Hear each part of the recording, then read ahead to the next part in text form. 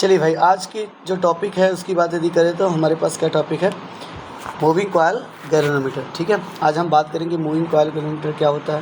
ठीक है, इसी का यदि शॉर्ट फॉर्म की यदि बात करें तो इसे हम लोग MCG भी बोलते हैं। ठीक है ना, मूविंग कॉइल गैल्वेनोमीटर के शॉर्ट फॉर्म में क्या बोल देंगे, MCG। ठीक है, तो देखो बेसिकली यदि बात करेंगे मूविंग कॉइल को छोड़ के पहले बात करते हैं किसी गैल्वेनोमीटर की। तो व्हाट इज़ गैल्वेनोमीटर भाई? तो सिंपल सी बात है, मूविंग कॉइल गैल्वेनोमीटर भी बोल सकते हो, उसमें बड़ी बात नहीं है, बट गैल्वेनोमीटर को समझते हैं। गैल्वेनोमीटर क्या है, आप एक बोल सकते हैं एक डिवाइस है।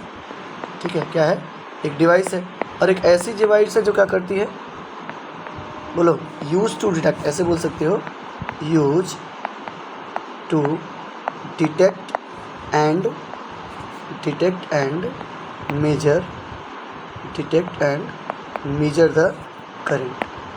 ठीक है ना, ये करंट को क्या करती है भाई, बताओ, डिटेक्ट करती है और मेजर करती है। डिटेक्ट करने का मतलब क्या है कि उसमें से करंट पास करता है या नहीं पास करता है, उसकी बात बताएगा, और पास करेगा भी तो कितना करेगा ये बताता है। ठीक है ना, इसके साथ साथ जस्ट ये देखो ना, एक बात इसकी और बात है कि ये डिटेक्शन में क्या करता है, डिटेक्शन में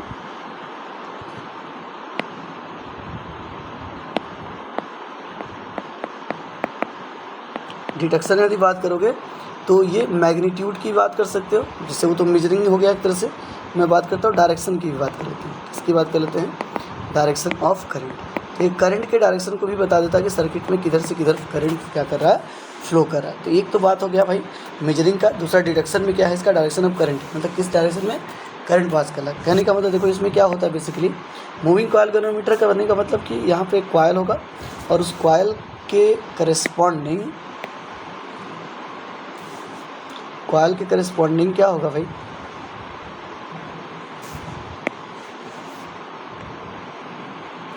कॉइल में जब करंट पास करेंगे तो उसमें फोर्स लगेगा। ठीक है ना, और इस तरीके से होता है कि टॉर्क एक्ट करता है, एक्ट करने से वो क्या करता है, रोटेट करता है। तो कॉइल लगा होता है, बेसिकली करंट फ्लो करने से वो इधर रोटेट करता है, इसलिए बोलते हैं मूविंग कॉइल। और गैल्वेनोमीटर तो नाम इसका है। इसमें क्या होता है, इसका जो स्केलिंग पॉइंट होता है किस तरीके से यहाँ पे होता है। ठीक है, और इसके लेफ्ट और राइट में क्या होती है, डिजिट्स लिखी होंगी। ठीक है ना, मतलब ये देखो दोनों तरफ होगा, मतलब या तो ये क्या होगा भाई, या तो इस साइड जाएगा, या तो क्या होगा बताओ, तो या तो इस साइड जाएगा, दोनों तरफ जाएगा। मतलब एक तरफ आप सोचो कि मान लो कभी ऐसा हुआ है कि करंट का डायरेक्शन कुछ इस तरीके से, ठीक है ना, करंट का डायरेक्शन कुछ इस तरीके से, ऐसे सोच के देखो कि ऐसा है, तो इस केस में ये वाला करंट शो कर रहा है। ठीक है ना, लेकिन जैसे ही आप क्या करोगे, करंट की वैल्यू चेंज कर दो, जैसे ही करंट की वैल्यू क्या करो, चेंज कर दो। जब करंट की वैल्यू को चेंज करोगे, मतलब करंट की वैल्यू कैसे हो जाएगी, ऐसे समझो कि करंट की वैल्यू उल्टा कर दो। उल्टा करने का मतलब क्या है कि अभी इस सीरीज से हम क्या करते हैं, निगेटिव इधर से पॉजिटिव टच कर देते हैं, अब करंट का डायरेक्शन ये हो जाएगा। तो इस बार जो इसका क्या होगा, इस बार इसका जो डिफ्लेक्शन होगा वही एस होगा। ठीक है, तो करंट के डायरेक्शन के बदलने से इसमें जो डिफ्लेक्शन का डायरेक्शन है वो क्या हो जाता है, बदल जाता है। ठीक है ना, इसलिए मतलब कह सकते हैं कि करंट के डायरेक्शन को भी क्या करता है, मेजर करता है। तो ये तो हम बाहर से पहले से सेट कर रहे हैं कि हाँ इधर से करंट जाएगा, इधर से करंट जाएगा, उसके बेसिस पे देख पा रहा है। बट ऐसे नॉर्मली भी अटैच्ड किए हो तो आपको पता चल जाएगा करंट का डायरेक्शन किधर से किधर है, मतलब किधर हाई पोटेंशियल होगा, किधर लो पोटेंशियल होगा, ये पता चल जाएगा। हाँ, पोटेंशियल डिफरेंस कितना होगा वो तो पता करने के लिए हम क्या यूज़ करेंगे, वो यूज़ करेंगे भाई, बोलो, वो यूज़ करेंगे क्या उस केस में, क्या यूज़ करेंगे बताओ, वोल्ट मीटर यूज़ करते हैं। क्या यूज़ करते हैं, वोल्ट मीटर। वोल्ट मीटर से हम मेजर करते हैं क्या, बताओ, वोल्टेज या potential difference between two points. ठीक है ना, अब यहाँ पर यदि बात करें तो देखो ये तो हो गया। तो आगे हम लोग पढ़ेंगे भी कि गैल्वेनोमीटर को कैसे एम मीटर में कन्वर्ट करते हैं, वोल्ट मीटर में कन्वर्ट करते हैं। ठीक है, तो ये चीज़ समझ में आ गया।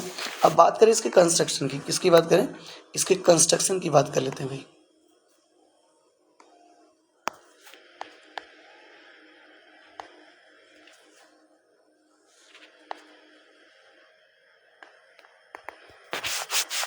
कंस्ट्रक्शन की, तो इसमें देखो पहले तो क्या होता है, बहुत सारी चीज़ें मैं बता रहा हूँ, जैसे कि यहाँ पर क्या होगा, आपके पास कॉइल होगा, इसका बना होगा, तो आप बोल सकते हो कॉपर का बना होगा। ठीक है, इसमें फील्ड मैग्नेट भी होता है। ठीक है ना, जिसके अंदर ये क्या करेगा, रोटेट करेगा। इसके अलावा बात करेंगे क्या होता है, ये सिलेंड्रिकल कुछ शेप में होगा, वहाँ पर एक रॉड यूज़ करते हैं, सॉफ्ट आयरन कोर जिसे बोलते हैं। क्या यूज़ करेंगे, सॉफ्ट आयरन कोर यूज़ करेंगे। ठीक है ना। और फील्ड जो होता है बेसिकली उसको रेडियल बनाने के लिए हम इसको यूज करते हैं। रेडियल बनाने के लिए क्यों यूज करते हैं, कैसे बताएंगे भी चीज़ें, यहाँ पे समझते जाओ। यहाँ पर आप क्या होगा, इसके बाद यदि बात करोगे तो इसमें देखो क्या होता है। यदि बात करें तो एक स्प्रिंग होता है, ठीक है ना, एक स्प्रिंग होता है जिससे क्या होता, attached with pointer, attached with pointer. Pointer क्या होता है भाई, इससे अटैच्ड होता है, ये मैं कहना चाह रहा हूँ, ठीक है।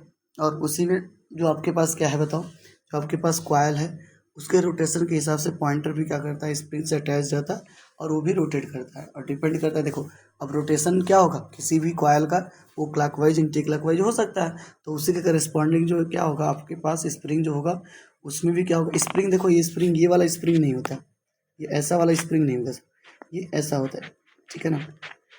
रेडी रेडियल स्प्रिंग बोल सकते हो, सर्कुलर स्प्रिंग बोल सकते हो, कुछ इस तरीके का होगा, ठीक है ना। ये वाला नहीं होगा, मतलब इसमें क्या होता है, इसमें हमारा फोर्स जो डेवलप होता है फोर्स लगाने से, वो होता है आपका रिस्टोरिंग फोर्स। लेकिन यहाँ पर जब हम क्या करेंगे, टॉर्क एक्ट होता है ना, इसमें क्या होगा, रोटेट करेगा तो क्या होगा, टॉर्क एक्ट करेगा, तो यहाँ पे जो उसके अगेंस्ट जो फोर्स डेवलप होगा वो क्या होगा, रिस्टोरिंग टॉर्क, जो उसके इनिशियल पोजीशन पे क्या करेगा, लाने का प्रयास करता है, ठीक है। अब देखो हम लोग बात करेंगे इसके कंस्ट्रक्शन की, तो कंस्ट्रक्शन की बात कर रहे हैं, अब इसके फिगर को थोड़ा सा अच्छे से हम क्या करेंगे समझ लेते हैं। जैसे यहाँ पे देखो अपने पास ये क्या है, यही अपने पास क्या है बोलो तो, ये है आपके पास मूविंग कॉइल गैल्वेनोमीटर, ठीक है ना। तो यहाँ पर इतनी सारी चीज़ें हैं, इसमें मैं बारी बारी से थोड़ा सा आपको एक्सप्लेन कर देता हूँ। जैसे देखो यहाँ पर ये जो एन और ये एस लिखा हुआ दिख रहा है, ये एन और एस दिखा हुआ, ये आपका क्या हो गया, फील्ड मैग्नेट हो गया। ये क्या हो गया, यदि बात करोगे तो ये अपना हो गया फील्ड मैग्नेट, फील्ड मैग्नेट हो गया, ठीक है ना। मतलब जो मैग्नेटिक फील्ड को क्या करता है, अप्लाई करता है, ये बात हो गई।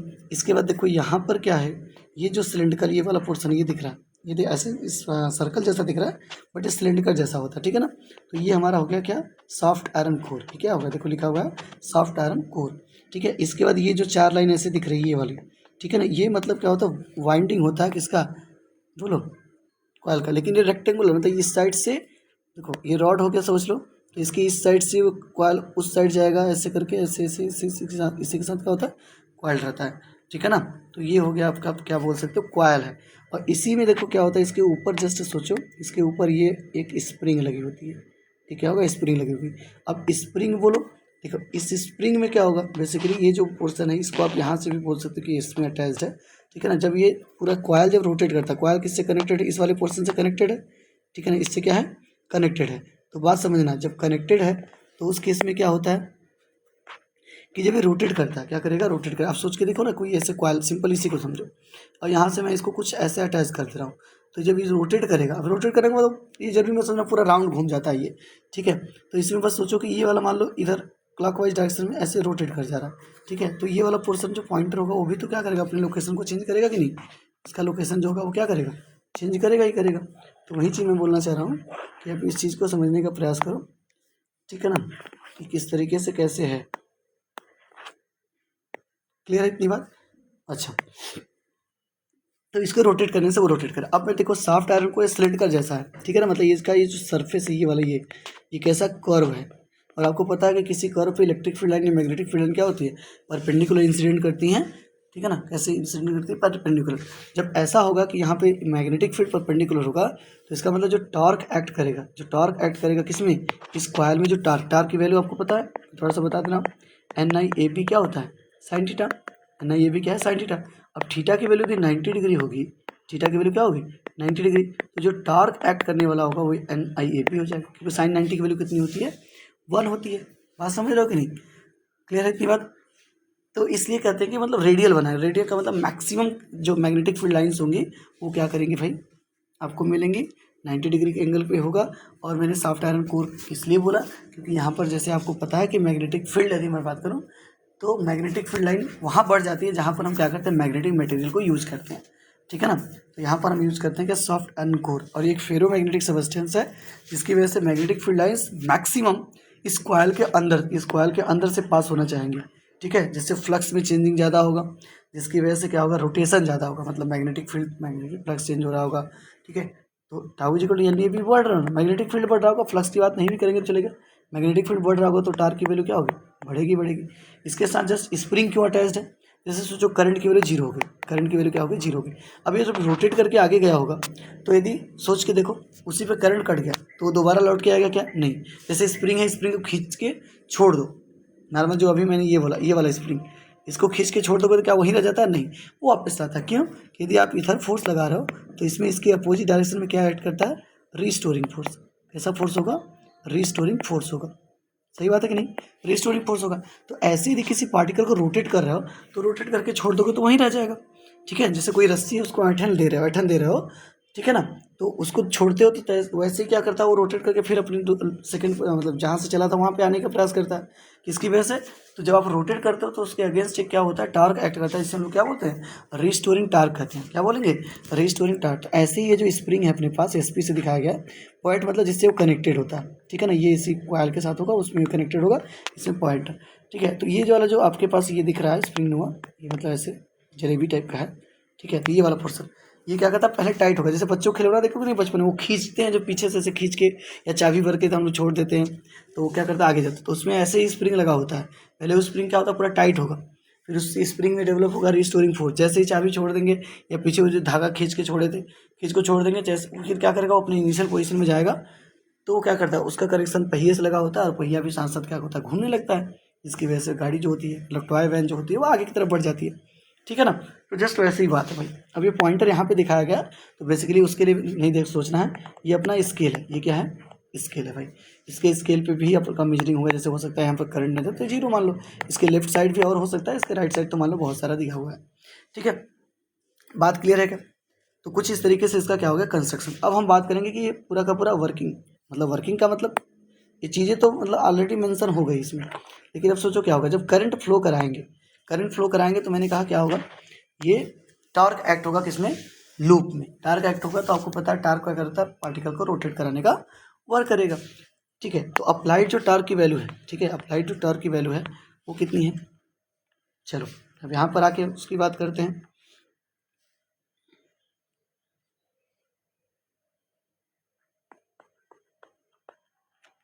टार्क इन द क्वाइल वो कितना हो जाएगा भाई, तो आप बोलो sir tau is equal to कितना हो जाएगा, N I A B, sine की वैल्यू, साइन में साइन 90, तो टाउ इज इक्वल टू कितना हो जाएगा, एन आई ए बी। इसे कर दो इक्वेशन, ठीक है ना। नाउ क्या, restoring torque, restoring torque developed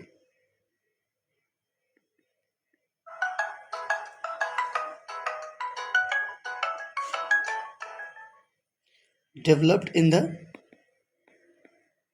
developed in the spring, ठीक है ना। स्प्रिंग की बात करते हैं तो टाउ की यदि वैल्यू की बात करें तो यहाँ टाउ रीस्टोरिंग कितना हो जाएगा, देखो टाउ रीस्टोरिंग डायरेक्टली प्रोपोर्शनल होता है किसके, बताओ भाई, ये किसके, जितना आप उससे क्या करोगे, बोलो जितना आप उसे घुमाओगे ये क्या होगा, मतलब ये जो फाइव में बोला हूँ वो कितना डिग्री उससे क्या किए हो, रोटेट किए हो या घुमाए हो, उसकी बात है, ठीक है ना। जैसे मतलब सोचो कि ये यहाँ पे था, ये यहाँ पे, तो कितना डेविएट होगा, तो ये एंगल कितना गया 5, ये एंगल कितना डेविएट हो 5, तो जितना ज़्यादा जाएगा, जैसे तुमको पता है स्प्रिंग वाले में पढ़ाया गया होगा कि जो यफ होता है वो डायरेक्टली प्रोपोर्शनल एक्स, ठीक है ना, कितना दूर तक उसे लेके गए हो, तो यफ निकल के क्या आता है माइनस का के एक्स, मतलब माइनस के दिखाता है उसका डायरेक्शन जो है अपोजिट है। तो सेम यहाँ पर भी थ्योरी होगी, बट हम लोग केवल मैग्नीट्यूड लेके चलेंगे। तो टाउ जो रीस्टोरिंग होगा भाई, जो टाउ रीस्टोरिंग होगा ना वो कितना आ जाएगा, वो आ जाएगा k5, क्या आ जाएगा, k5 आ जाएगा। इससे कर दो इक्वेशन सेकेंड। अब एट इक्विलिब्रियम, एट इक्विलिब्रियम, यदि इक्विलिब्रियम की बात करोगे तो उस केस में जो टाउ अप्लाइड है, ठीक है ना, जब टाउ अप्लाइड है यहाँ पे लिखना चाहो तो लिख देना, ये अप्लाइड वाला होगा, और ये टाउ क्या होगा, रीस्टोरिंग, ठीक है ना, टाउ क्या होगा, रीस्टोरिंग, ये दोनों आपस में इक्वल होंगे, क्योंकि जितना वो डेविएट करके ले गया होगा अप्लाइड टार्क, उतना यदि स्प्रिंग में क्या हो रहा है, डेवलप हो रहा है क्या, रीस्टोरिंग टार्क, तो वो दोबारा उसको वापस इनिशियल पॉइंट पे। और के जो क्या है भाई, उसे हम बोलते हैं टॉर्सन कांस्टेंट, वो जो अलग अलग स्प्रिंग का क्या क्या हो सकता है, अलग अलग हो सकता है। अब टाउ अप्लाइड की वैल्यू कितनी होगी बताओ, तो आप बोलो sir N I A B, N I A B, और रीस्टोरिंग कितना होगा भाई इधर के, क्या हो गया, k5 हो गया। तो 5 की वैल्यू कितनी आ गई बताओ, 5 की वैल्यू आ जाएगी एन आई ए बी भाई क्या के।